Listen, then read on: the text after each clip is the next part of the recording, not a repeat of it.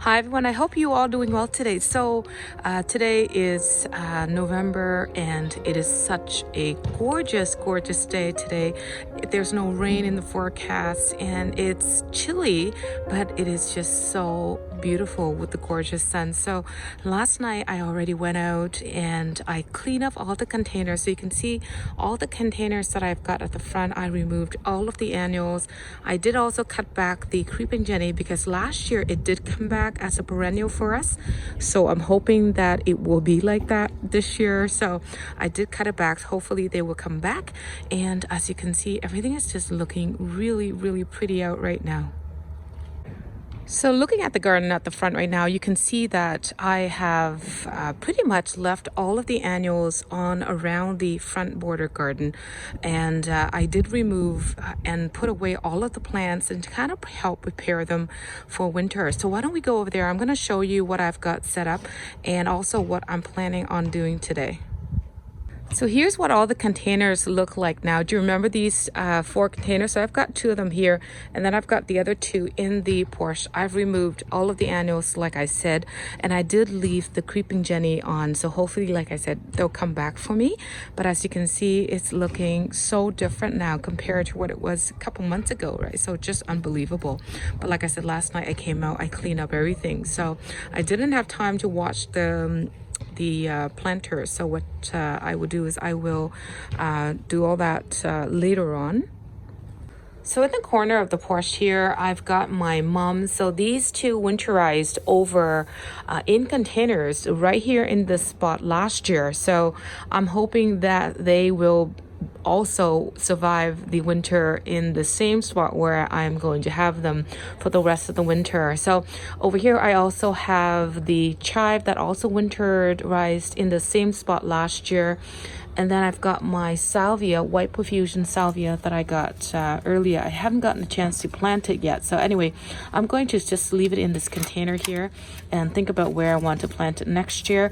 And here's the other little hydrangea seedling that I grew from seed. I was planning on putting it in the ground, but it's just really too small for that.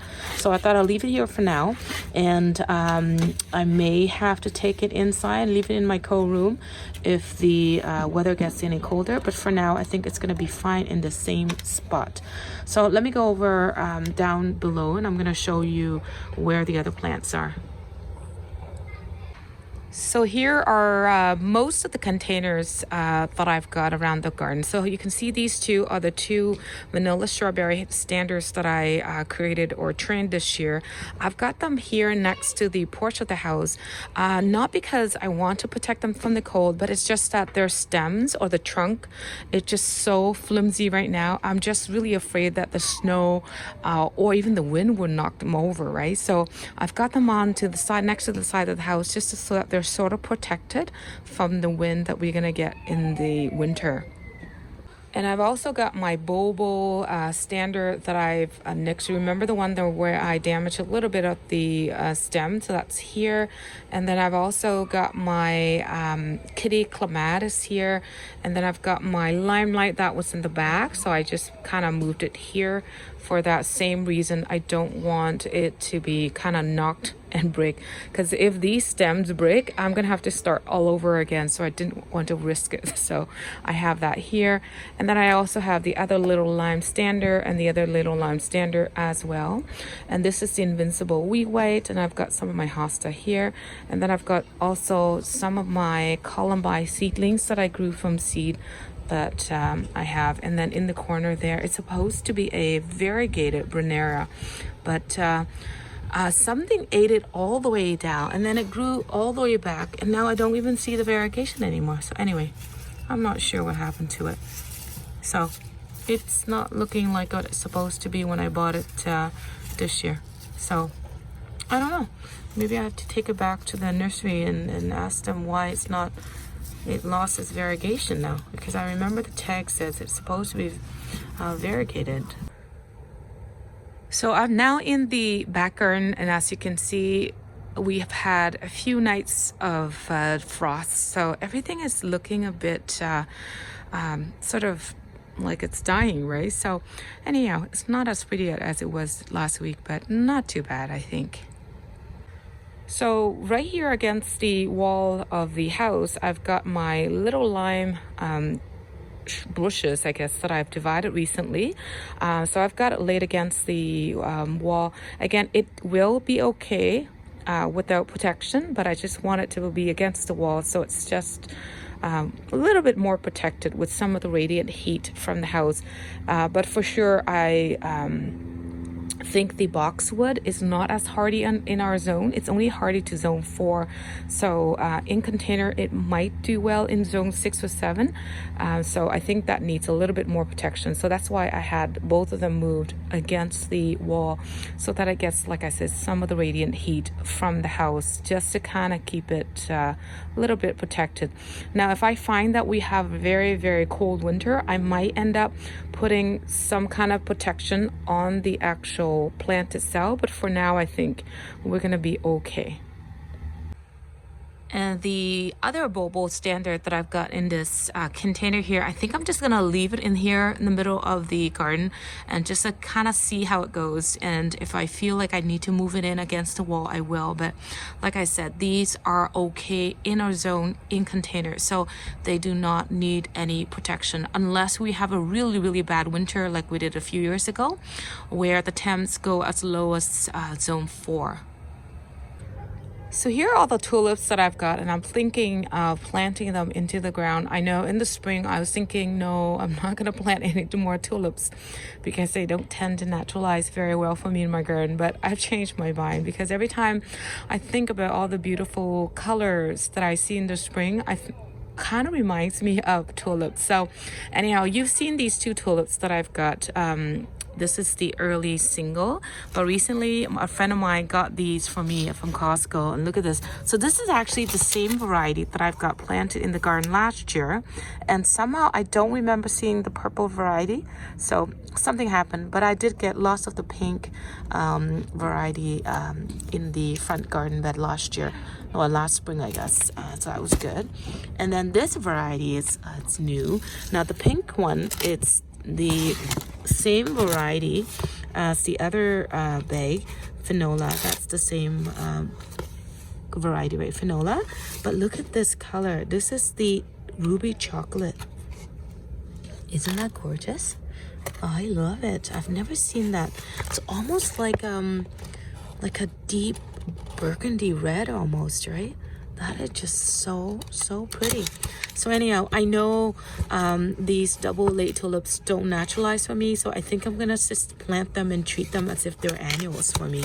But I'm hoping that these will come back because I think my sister-in-law planted the same variety and hers actually came back 2 years in a row. So that's why I selected this for that reason. So again, fingers crossed that they'll come back for me. So before planting the tulips, I was thinking of cutting back these autumn joy sedum and then divide them and transplant some of the little pieces onto the little garden bed that I have on the other side of the garden.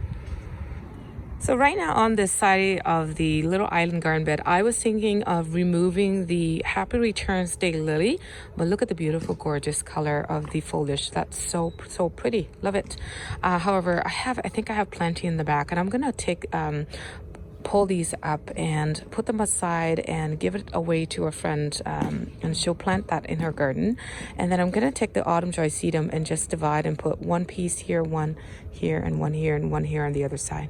I think it just looks a bit more neater, right? But anyhow, I just want to give that look a try. And I think, you know, the other garden with the sedum all the way around the border like that, it was just so pretty in the summer and fall as well. And so I'm hoping to get that sort of same look on this side of the garden bed.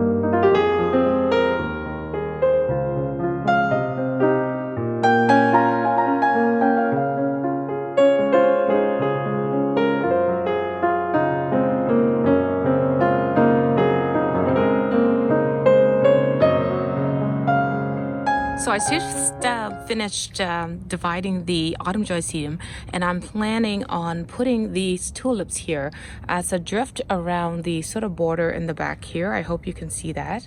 So just a drift around there.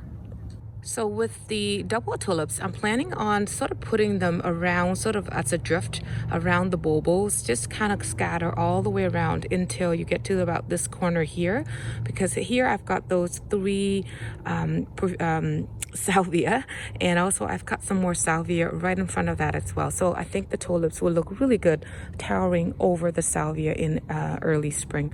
So anyway, let me come over there and show you the other bed.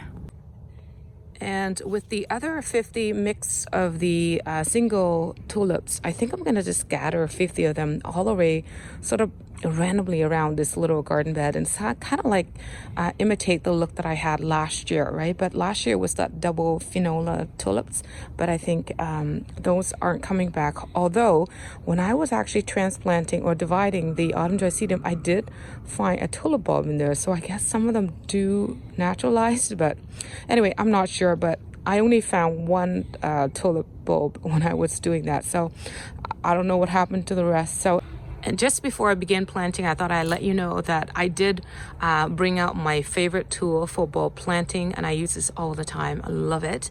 And I also did remember to use my bone meal and blood meal. So I'm going to be mixing these two in to the hole at the time of planting. The blood meal is so useful because last year I remember I forgot to put blood meal into the bulbs that I planted in the back, and they were all pretty much dug up by the squirrel. So I'm hoping that that would deter them. So let me get my camera set up and go through all of that.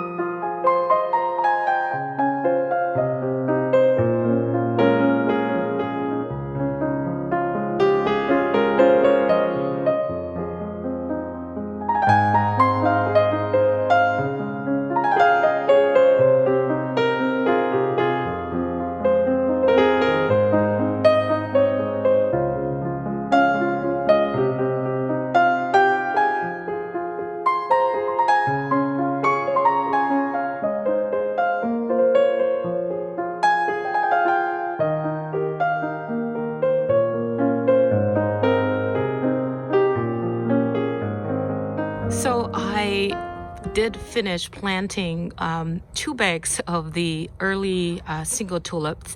Now I did not get to plant the double tulips, so I'm thinking of doing that another day. I'm not sure if you saw in the video, but I did manage to drill a few holes to do the tulips, but the soil was so wet that it actually dragged the tool and actually bent the drill a little bit. And so I ended up digging the holes with the shovel, and then I ended up putting in about 3 to 5 bulbs per hole as I was kind of planting. Now it's really dark and I'm not even sure what I was doing, so I'm hoping everything will be okay. But I did remember to put in every hole a little bit of bone meal and a little bit of blood meal that I pre-mixed, and I filled the hole back. I didn't get a chance to water everything yet, which I will probably gonna do that, and then I will probably clean up all the dirt around here as well. But anyhow, like I said, I hope everything is going to be okay, and the planting of the double tulips would just be for another day, or maybe perhaps I would save them and plant them in containers for next spring. So anyhow, it's getting very dark, and time just flew by when you're busy planting. So anyhow, I am so happy that I've got at least some of the planting done and some of the dividing done, so that I will be sort of able to sit back and relax a little bit. So on this side of the garden, I did the same thing. I kind of planted the tulips in groups of 3 or 4, and I kind of planted around the perimeter on this side, again on the other side as well. And I'll just come a little bit closer so you can see. So like here, right here, that's where I planted. And then I planted a few, I think a group of 3 here and another group of 3 here as well. So anyhow, I think I'm gonna say goodbye for now, and I want to say thank you so much for watching this video. You take care, and I will see you on the next video. Bye bye for now.